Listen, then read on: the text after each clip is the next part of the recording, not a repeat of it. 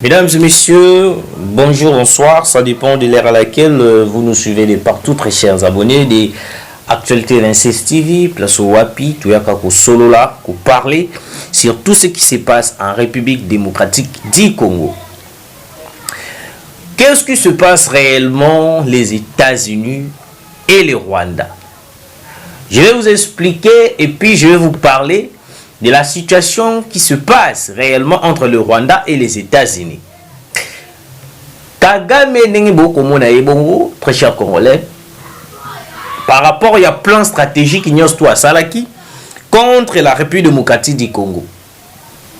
Plan ya Paul Kagame, Oezalaki, depuis longtemps, plan nae, stratégie nae, Oezalaki, Mikolo na Mikolo. Ezalaki, Yakoye Banani, Kosolo la Nabiso na Luanda. Dans Luanda. C'était prévu que le Rwanda puisse piéger la République démocratique du Congo. Na piège à Rwanda, la RDC allait accepter par rapport à avancé au Salama toujours. Il y a M23 dans l'est de la République démocratique du Congo. Il a fallu que Bisoto Ndima doit accepter voir brassage mixage au sein de l'armée. Pourquoi? Parce que Kagame Ye azali tokobenga lokola azali moyibi. Moyibi akoti na ndako na yo po abima akomi ko obligé yo oye bana nini te avant na bima il faut osalanga boye, il faut osalaboy.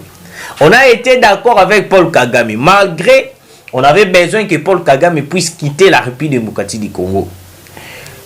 Mais na kati ya bloc wana nyonso tout. On s'était posé la question. Mais Paul Kagame, na Rwanda naïe, il nous a toujours dit que notre yé atikala jamais kokota na République démocratique du Congo. Mais pourquoi tant on tokei ko négocier, Paul Kagame a mis les devants. On n'était pas en train de négocier ou soit de parler avec les M23, mais on était face au Rwanda qui soutient les M23, qui est l'auteur, qui est le créateur des M23. Qu'est-ce qui se passe réellement entre le Rwanda et les États-Unis? Plan Obasalaki avec les Occidentaux. Et Zalaki plan moko ya koué bananini ko coincer Tshisekedi. Parce que les Occidentaux, les États-Unis d'Amérique, bah comprendre que non, malgré la stratégie nous tout au salaki oh que Tshisekedi a cédé na pression, a cédé na désordre dans l'est de la République. Parce que à travers le désordre dans l'est de la République, Tshisekedi allait céder à la pression de la communauté internationale. Parce que la communauté internationale va côté pression de négocier. De l'autre côté, le Rwanda exige aussi la négociation. Dans la négociation, les États-Unis qui nous négocient avec le Rwanda. Et dans la plan moko déjà préparé qui parce que na plan il y en a quatre qui négocier, le Rwanda allait toujours exiger les brassages et puis na mixage na quatre armée. Chose que tu sais qu'il refuse totalement. N'habite ceux qui beaucoup comprendre notre cher Congolais. Parce que les États-Unis d'Amérique, ils ne veulent pas à tout prix que nos guerres et si la bouée, sans pourtant que nous signé un accord direct avec le Rwanda. Sur cet accord-là, qui va permettre les Rwandais et puis la communauté internationale d'exploiter illicitement et puis sans ordonnance les minéraux congolais. Chose que non, au Wapi, baza ko évoquer les biso, ote, makamouya ba FDLR. Dès lors que non, nous le savons très bien, surtout que non, on n'a pas un problème avec les FDLR. Les FDLR, depuis Kagame a côté na pouvoir, à moins que je me trompe, les FDLR va déranger à pouvoir, il y a Paul Kagame été. Badalaki groupe moko ya ba Rwandais, oh wapi ba s'impose contre régime ya Paul Kagame. C'est que depuis Paul Kagame a côté na pouvoir, aboma bango tellement ébélé. Minorité au batikala wana ba menasaka même pas pouvoir à Paul Kagame. Sikoyo Paul Kagame ye souci na ezalaki nini.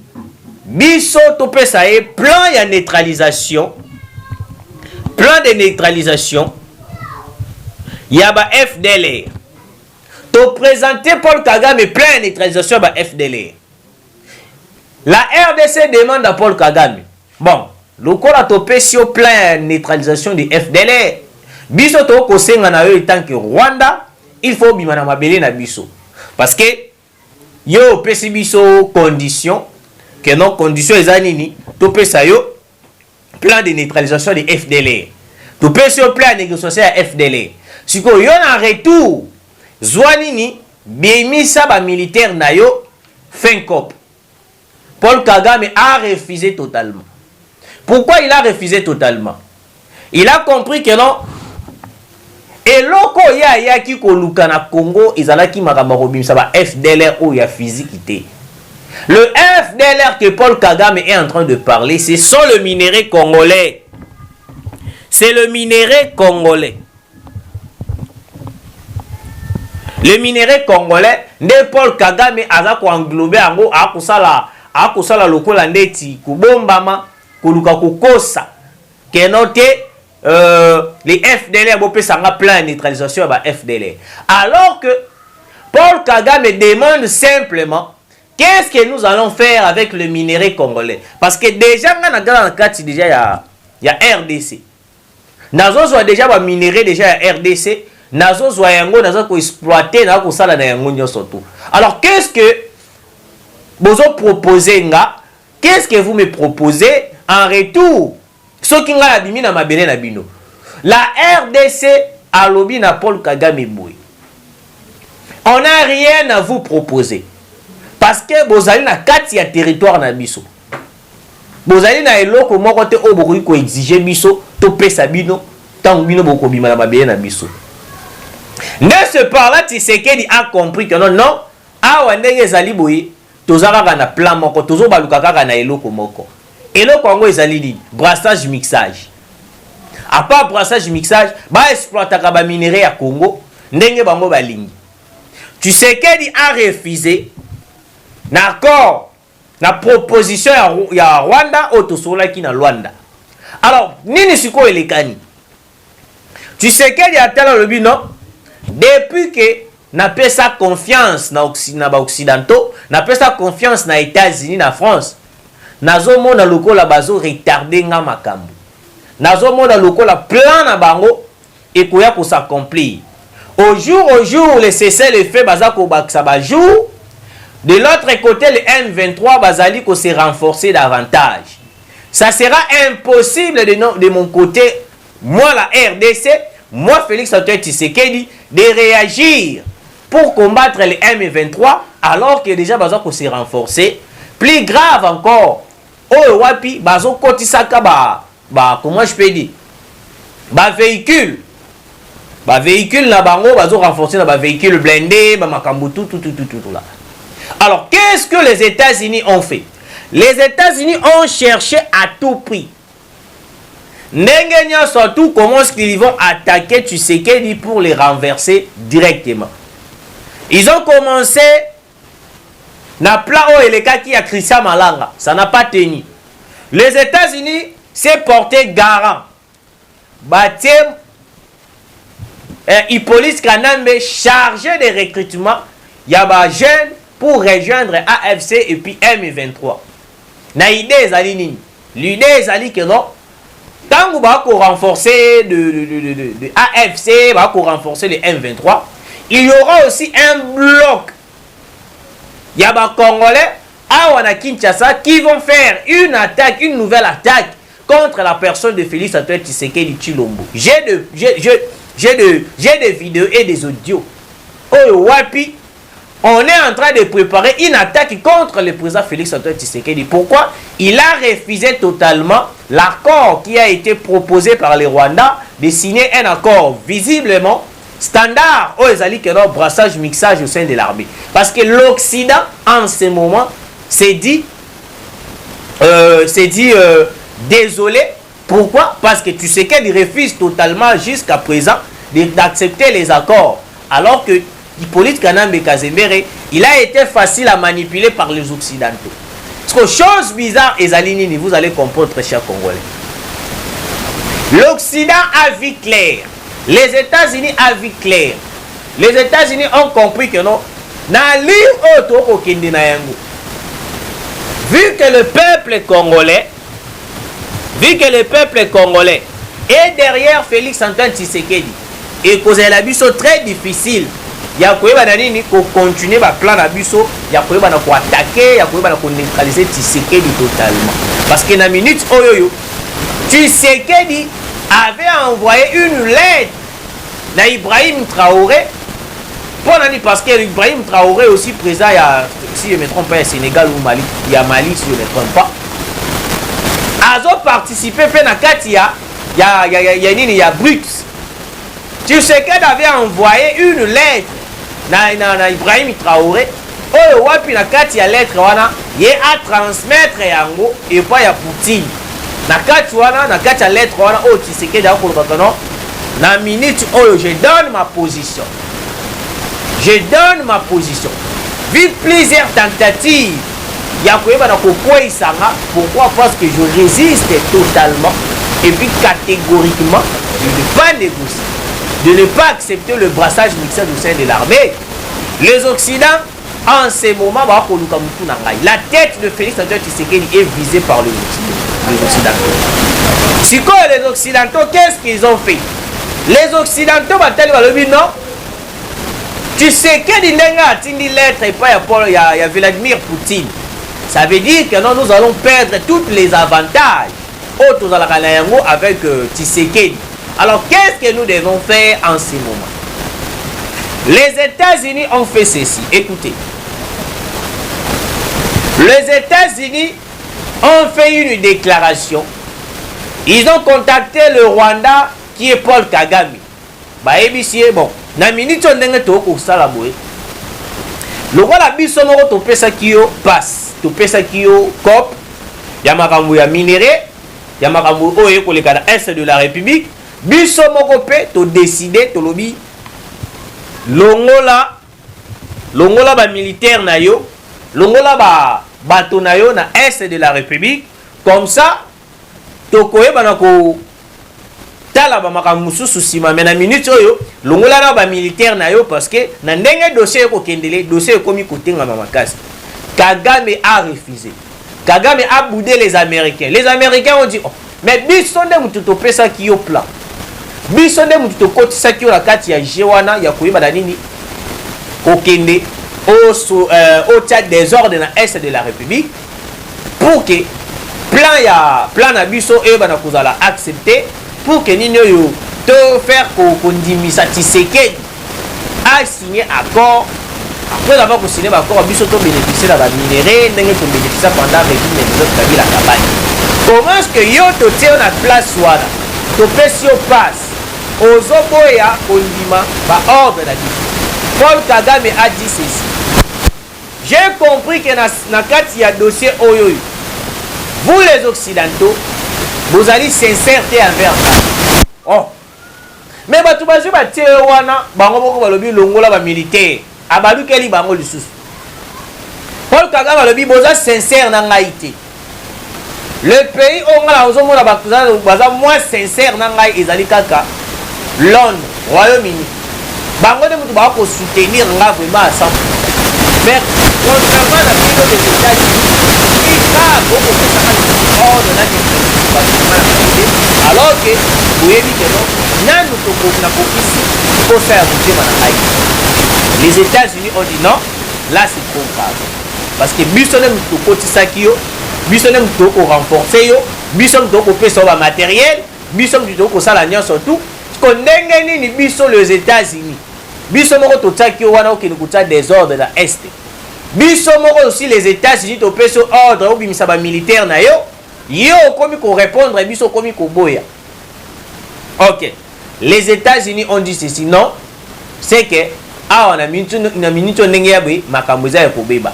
Nous risquons de perdre la RDC, tous nos avantages et qu'on a la négliger parce que tu sais qu'elle dit à kokende na Russie.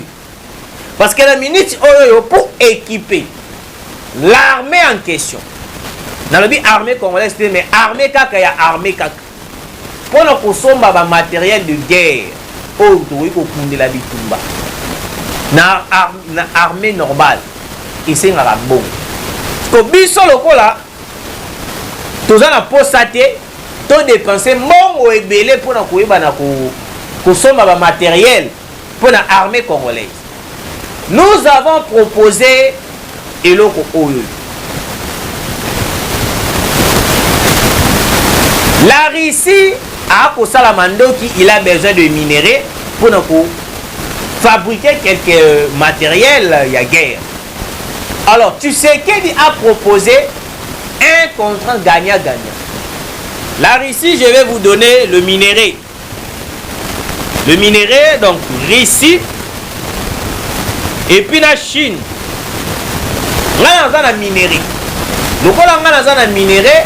RDC naza na minerai là c'est Tshisekedi lokola nga naza na minerai nanga ekozala avantagé et pas na binope parce que beaucoup na besoin ko sela ngo ba minduki ba appareil électronique ba téléphone et tout lokola nga naza na minerai nga na pesi bino minerai congolais toyokana na pesi bino minerai congolais en retour bino la Russie et la Chine oh bino bokozong selanga ezali bokopesa nga ba arme moko sophistiqué la Russie batalani na Chine ba beti calcul ba bino moto o azali tellement sincère tu sais qu'il est tellement sincère alors un souci à mboka na ye et puis chose grave ezali que non il nous a proposé excusez il nous a proposé les minéraux. Et puis, dans le cas de minerai, vous allez comprendre le minerai ezali na succès mikolo ezali coltan. Parce que coltan na est de la République ezali ebele. Nous avons le coltan et nous sommes dans le la maille. Sikoyo, proposition à Tshisekedi et attirer la Russie et la Chine. Né loko les États-Unis et la France. Et tindaki bango balo bana Paul Kagame que non. Hors de question, il y a pour continuer la hostilité dans l'Est. Bimi ça va militaire na yo parce que biso tozo lingato perdre le la RDC. Parce que le minerai congolais est pour ça la biso les États-Unis, la France. Paul Kagame avait refusé catégoriquement. De ce par là, Paul Kagame aujourd'hui Kabila Ozinanga Ozina liberté bisi moi basangani bloc na bango balobi non na ndenge Tshisekedi azwi décision ya ko se rendre kuna na Russie toko perdre. Pourquoi toko perdre? Parce que na logique de choses Sukhoi 25 na biso oyo izo sakana na ba M23 na logique de choses par rapport ya évolution ya ba matériel de guerre Sukhoi 25 ezali avion à kala ezala ngo capable ya ko beta monguna mais na ba norme misusu les Rwanda azwa système moko et pas ya ba américain ya kotia ba brouillard wana soki batie yango okomona température ekozala su malamu te soki toza kaka na Sukhoi 25 ekozala biso impossible ya koattaquer ya koatteindre l'ennemi. Siko il faut baavion ya nouvelle génération oyo ezali capable eza na ba anti brouillard eza lokola ba Sukhoi 35 ba Sukhoi 35 soki oza na Sukhoi 35 vu qu'ils allaient tellement sophistiqués, ils appellent un système anti-brouillard.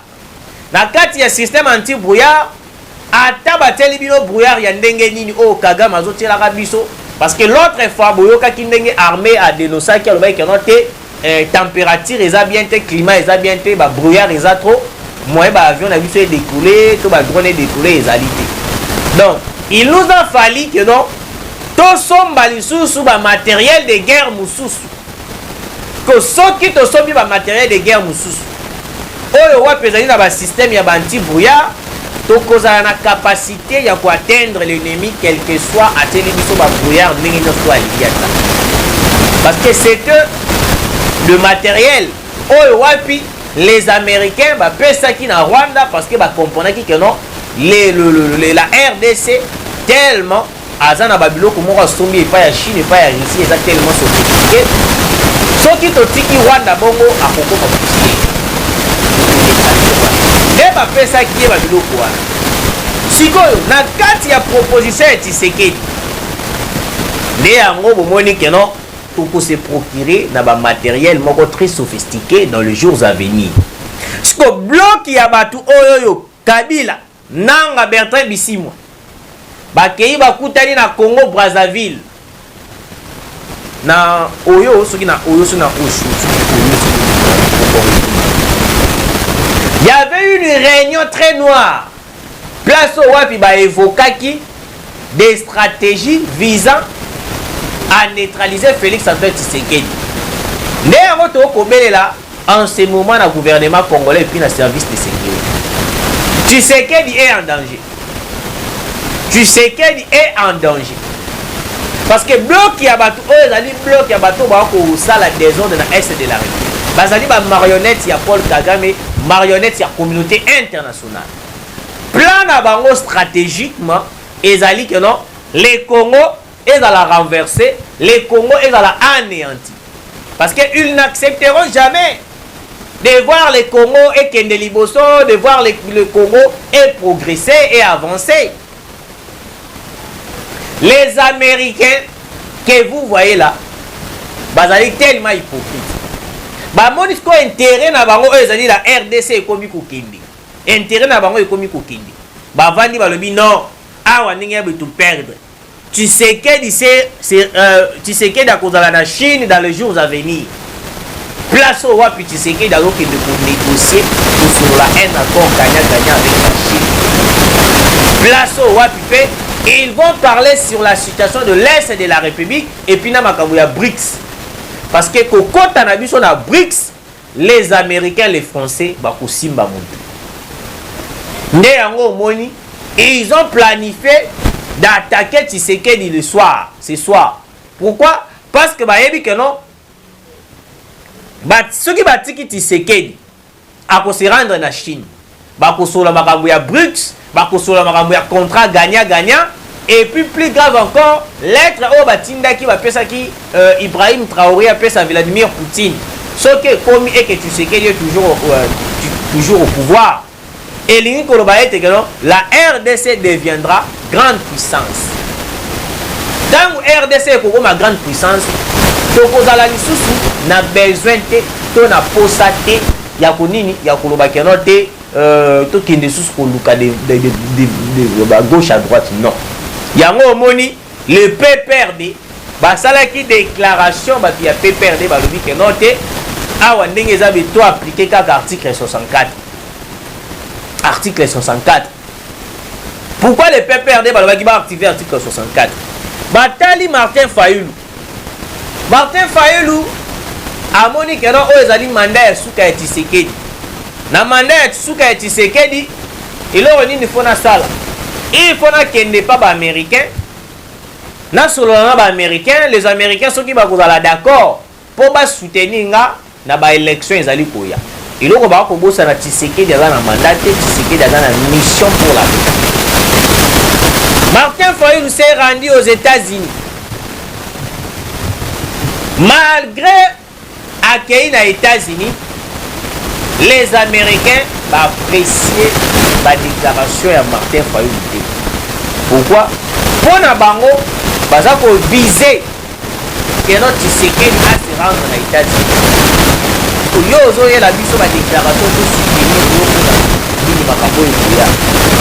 Les États-Unis ont rejeté catégoriquement. Fayulu baye basali déclaration. Ote coalition nationale, to banda to solola, to luka makambo. Le PPRD batali balobi non. Maloba o Fayulu ko bimisa, c'est comme si il est manipulé par Félix Antoine Tshisekedi. Qu'est-ce que nous devons faire? to appliquer article 64.